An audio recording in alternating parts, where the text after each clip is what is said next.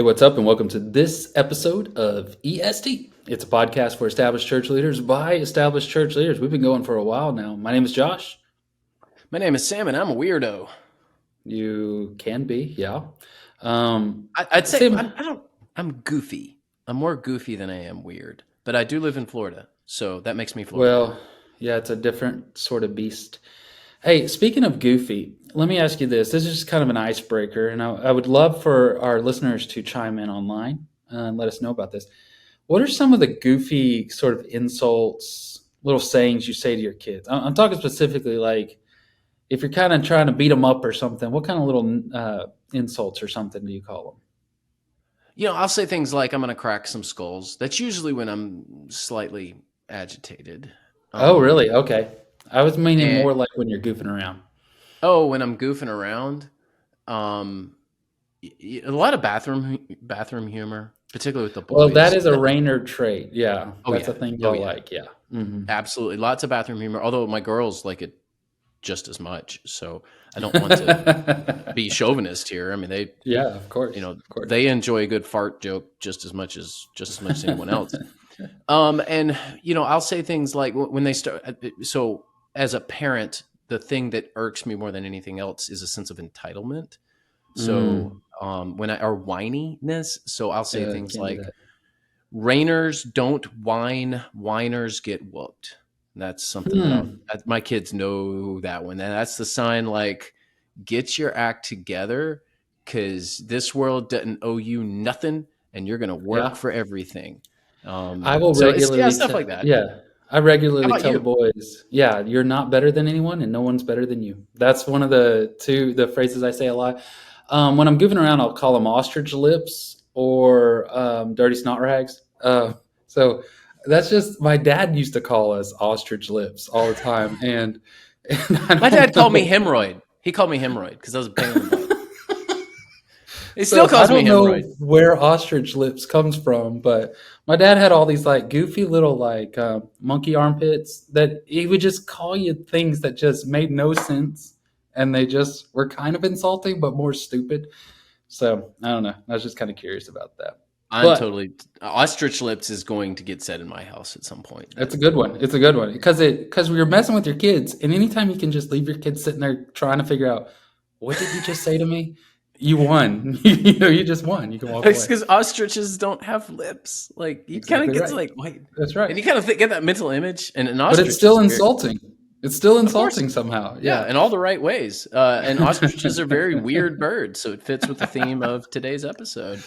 I love it. Boy, I have no segue for our sponsor. They're not weird. I don't know. They can help Mm, weird churches. How about that? They that'd be can help good. you navigate the strangeness that is your church.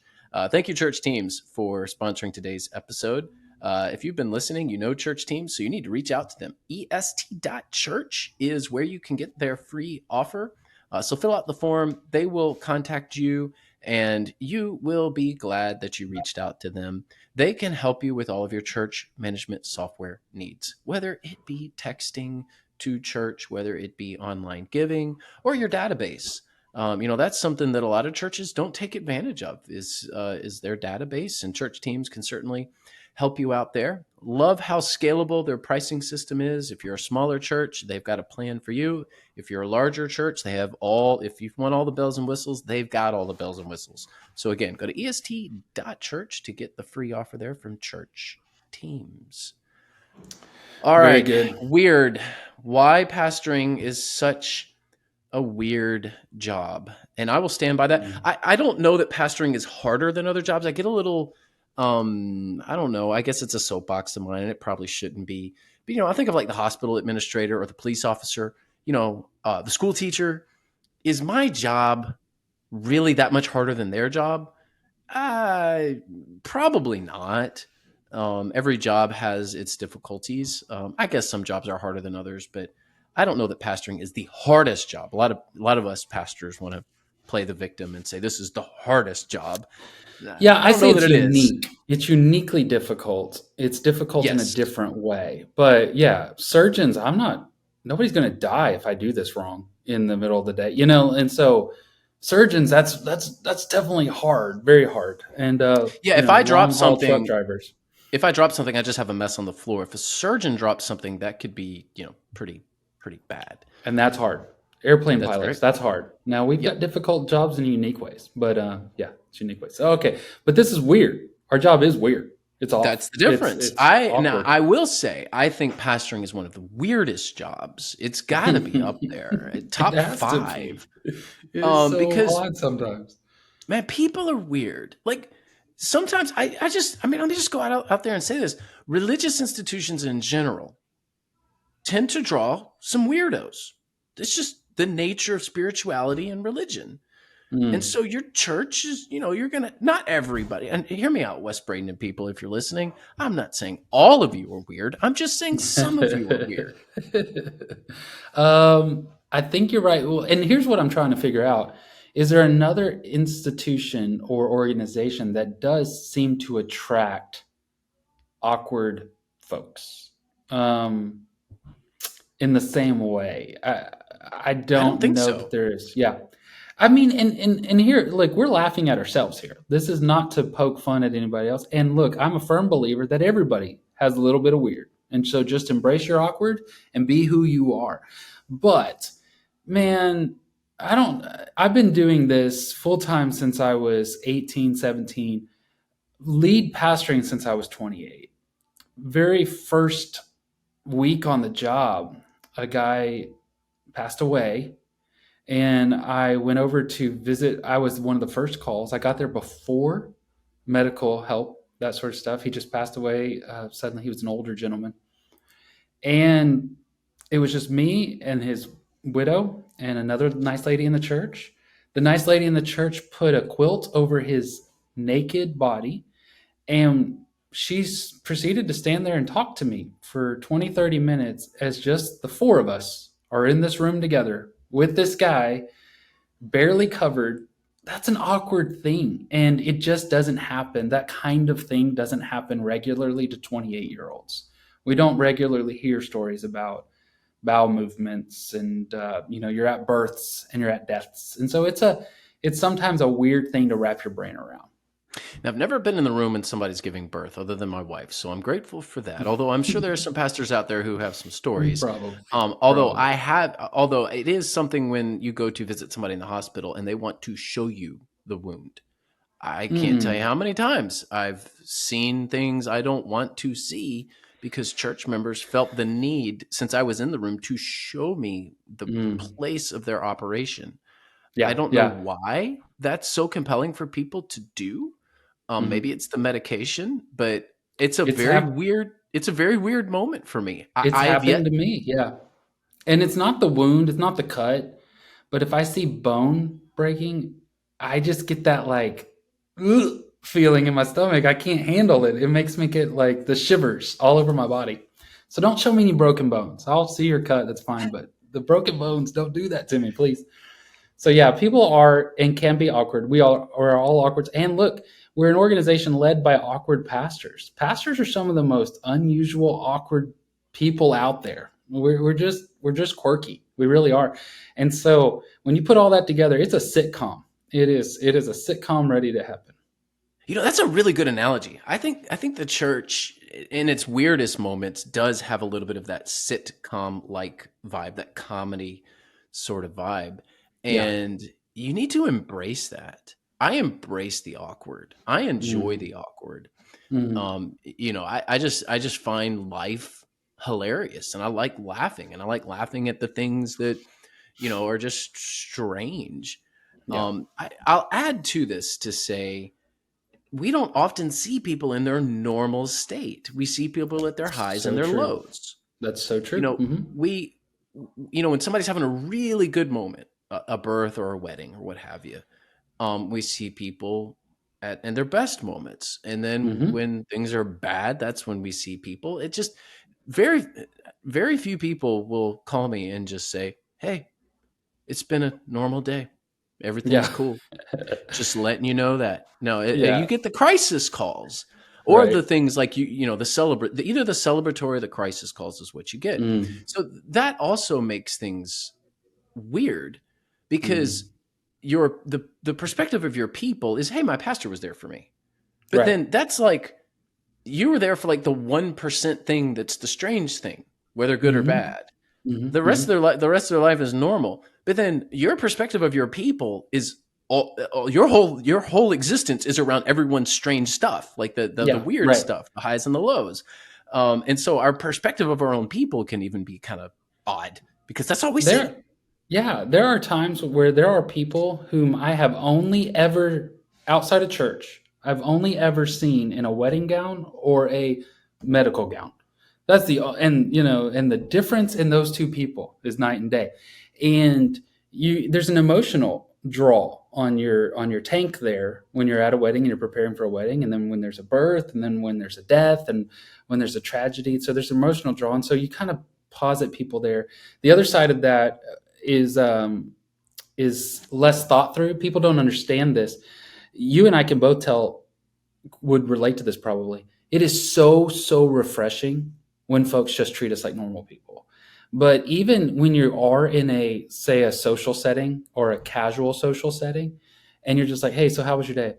Well, I mean, it was great, Pastor. I began the day with the Bible in the Word, and I had gospel conversations 4 times today. And it's like, man, I was just asking how traffic was. Those things are good. I want to hear about them, but when you're just treated like a normal person, that really helps. Hey, let me ask you this, Sam. Have you ever shown up to a hospital and somebody's like, "Oh Lord, how bad is it?" Because the preacher came. Yeah, yeah, I have. That I happened one have. time, and I was like, "Oh, it's not bad. I'm just saying hi," But or I don't think it's bad. I do a lot of pastoral care stuff because Mm. I'm very grateful to have an executive pastor who handles a lot of the operations. So Okay, because cool. he's doing a lot of the operations, I end up doing a lot of the pastoral care stuff. So at my church, it's not so strange that I would show up to like the hospital or a Hmm. family Hmm. event or something like that because I enjoy being there with people. Yeah. Even if it's an odd moment, I do enjoy it. So yeah, Hmm. I've had a little bit of that, like, oh, am I It really, must be really bad. sick? Yeah. But It happened but one time. Yeah. I'm not one of those pastors that's like I only go to the deathbed stuff. Like I'm pretty much there for This people. person, yeah, this person wasn't really an active member. It was their family that called me to just go by. They just might need a pastor. And so they weren't even really a church. I was just stopping by and I was saying hi. And so they're like, oh, they only knew me as a preacher, and so they thought something really bad had happened. So, Hey, what's something really weird that's happened to you, like through the church? Give me a story. um, I don't know. One time when we moved to a new church, I was pastoring. We went to this new church, and we would regularly have drive-bys. Like people from the church would just slowly drive by our new home and just gawk at it, and we could see them from the and they weren't shy about it. They all knew it. There were a couple folks who knew the realtor because it's a small town, and it's what I always call a big small town. And folks just got the realtor to just let them in our house before we moved into it. And they walked around our home and they were like, "Yeah, we went in. We were checking out your new place." And I was like, "This isn't like a state building. It's not the White House. You can't just walk through or something." And so that happened. If it happened one time, it happened 25 times where people would just make a trip, and we're on a cul-de-sac, like it's a dead end road. And so to do it, they weren't going anywhere. They were just driving by to see our house. They just wanted to see where we live now. So that was very strange to me. It was a little different. How about you? Anything strange happen? Yeah, take your pick. One of the weirdest things probably is getting run over in the church parking lot by one of the members. Ah, did that Yeah, happen in Bradenton? yeah, it did. Because I remember that. Yeah. I don't want to really say much more, but we yeah, got we early got yeah. I Go. got sucked under the car, had knee Are you surgery, the whole serious? bit. Yeah. That's so funny. We And got backed into the other day at the what's church. funny is the person Yeah. kept driving. Oh They no. sucked me under the car. They kept driving. They parked. They got out of their car. I guess they realized what they'd done. They turned around and said, "Are you okay?" And I'm like crawling on the ground and I got Oh, so my body was in shock. And I got up and I preached 3 services.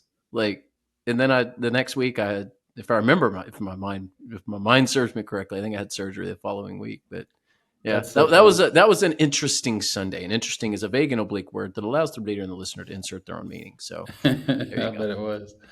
All right, what else is on our list here? Yeah. Who's your boss? That's another thing that Ye- makes a ministry weird is, is God your boss or is the church your boss? And of course, I know everyone who's listening is like, well, God's the I boss. work for an audience of one. Yeah. I know who the audience of Mm-hmm. one is, but let's be Mm-hmm. real in your day to day. Sometimes Mm-hmm. you struggle with like, you know, who's in charge really. Now you may have a formal governance structure and all that stuff. But when it comes down to reality, it doesn't, there's always somebody, even if they're not in the governance structure that you feel like you're reporting to because it's the church. That's how the church works. Yeah, that's a big one. And I think that it's really hard for people to wrap their brains around that because we truly do feel like God has called us, equipped us, led us. We truly do feel like he has put us in this particular congregation in order to lead this particular congregation. And yet there are all sorts of polity issues, there are all sorts of questions, there's all sorts of just like I mean, you have to have certain things approved by committees or by a board or something like that. And sometimes that can feel very much like, well, then they're the boss. Like if there's a group of people who will set your yearly objectives, will give you a yearly evaluation, will decide whether or not you get a bonus, will decide whether or not you get a raise, will discipline you. Well, that sounds like a boss, right? And so, but then when you talk to them in that way, sometimes they'll get offended. They're like, Pastor, I'm just trying to help you. I'm not here to. And sometimes I wish, like, man, I wish you would either put the hat on or not. Either way, because it just gets real confusing and odd. And how do you relate to that person? Are you relating to that person as the shepherd of their souls, under Christ, of course, or is this person your superior?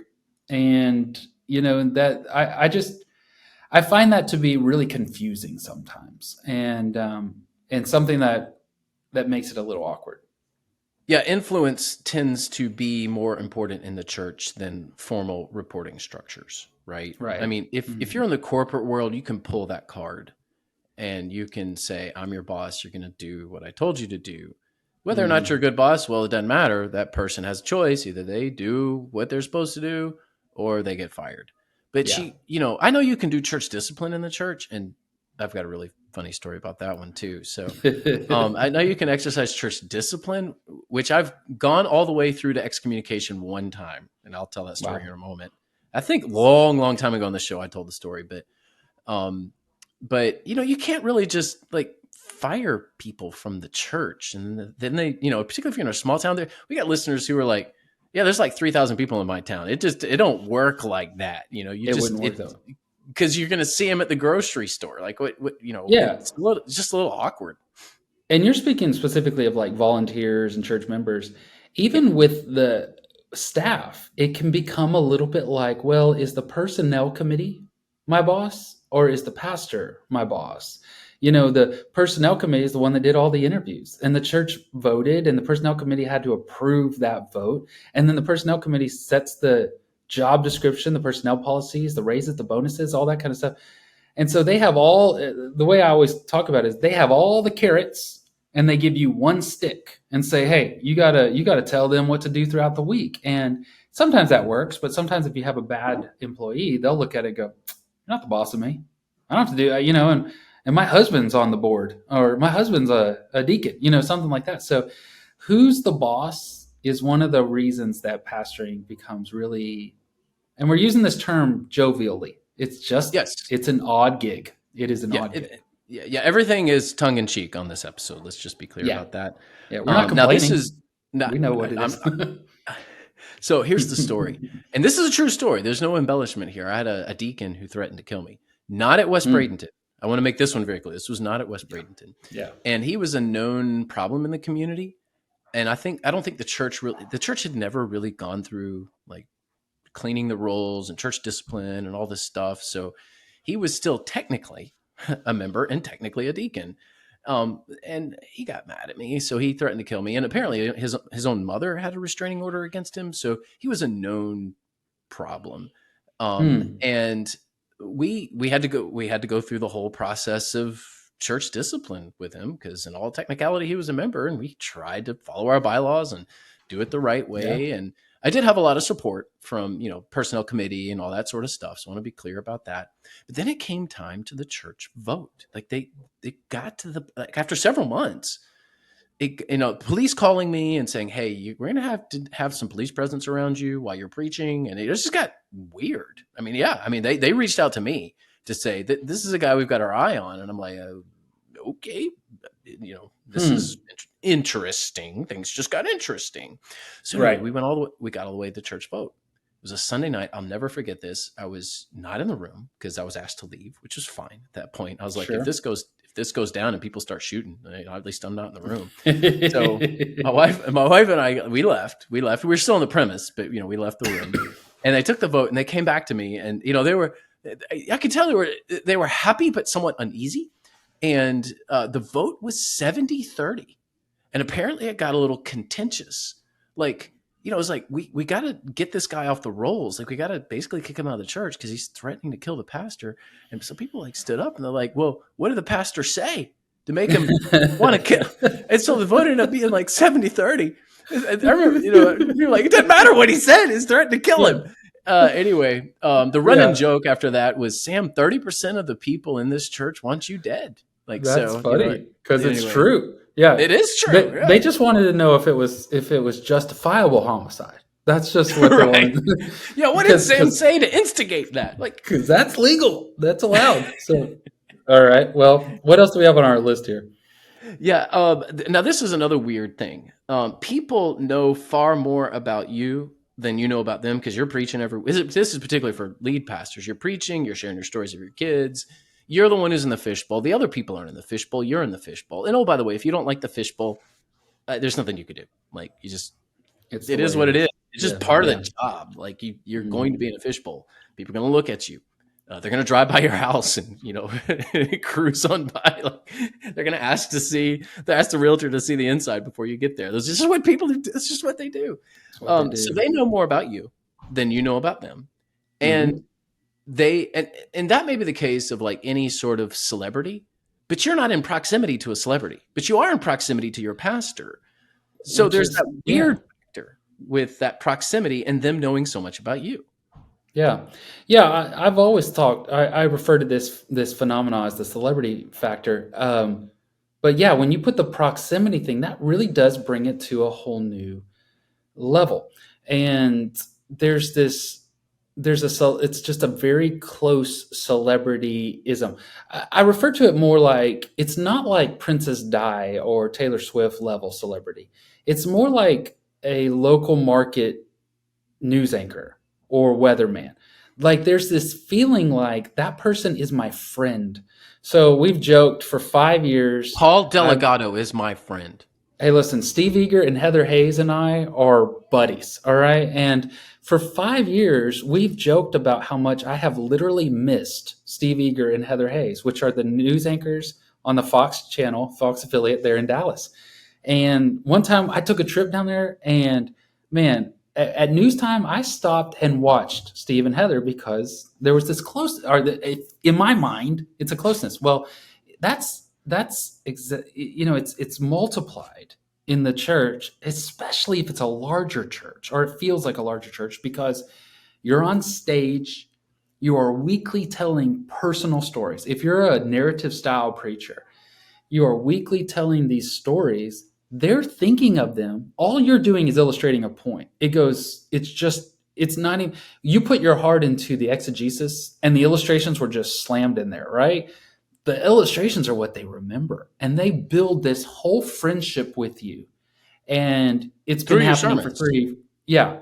Even And if then they're it's sitting on the back row and leaving early, and they hardly interact with you, they're right. still doing this in their brains. Yes. And so you can go like 3, 4 years and this person knows a lot about you and you don't know their name. And so what that does, and people don't think through this, but what that does is that creates this false sense of closeness or intimacy.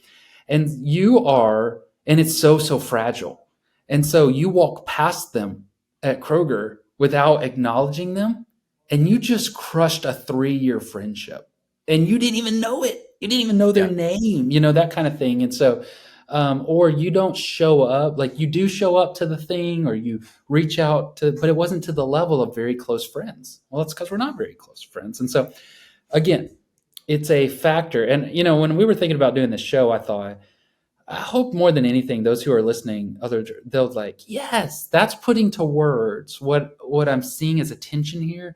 And I just find it's really helpful to tell people about it, to speak it out loud and say, this is a thing that's going on. That one of the jokes that I always say when I'm preaching is, y'all know that I can see you, right? It's not like a TV. Like, I can see the facial expression you're making. I can see the way you're falling asleep, or you're talking, or you're playing on your phone. Like, but I think a lot of times, even in that factor, they treat it more like they're watching TV. Like, you can play on your phone while you're watching TV because Steve and Heather don't know that you're playing on your phone. But when you're preaching, it's a different factor. So there's a celebrity proximity issue that makes this odd.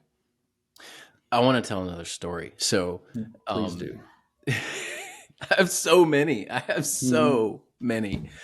And I just love this story. So there was an elderly couple that were very dapper in our church. This is a West Bradenton story. And all of West Bradenton knows this story. It was one of those things, if you were there, like, this is one of those, legendary sort of stories that circulate around the church. So there's this very dapper couple, and they're in their 90s, and they are always dressed. I mean, it looks like they are as, as dressed as you can be in 1940, or just get that Nice. image in your mind. Like, they walk in and it's like, whoa, those two, they really worked to get to that level that they're at. And very encouraging, wonderful couple. They have both since passed on. So I just want to make that clear, but obviously very fragile. So he had his pew. He had his same spot that he sat in every week. And when we did our renovation, we had to move into the fellowship hall, and we didn't have pews anymore. So he would sit on the end, and he would lean up against the end cap, and he would fall asleep, which was fine. If you're 99, I think it was 99, if I remember right. If you're 99 years old and still making your way to church on your own, you can fall asleep during the sermon. Like, it doesn't bother me at all. Yeah. Yeah, you get to do what you want to do at that age. So anyway, we moved into the fellowship hall. They found a seat that kind of was close to the same sort of area in the fellowship hall, but it didn't have the end cap. So there was one Sunday. There was one Sunday where all of a sudden, I'm preaching and I hear these gasps, and I look, and this very dapper dude is just sprawled out all over the floor. And of course, my mind goes to, he literally just died in church, and it's going to be strange. It's like, I see the nurses. I know who the nurses are. They're running up. And then, like, miracle of miracles, like, the resurrection occurred in the service. His hand just, for whatever reason, his hand just shoots straight up. And of course, surprised everyone around him, because everyone's thinking what I'm thinking. He's dead. Well, he wasn't dead.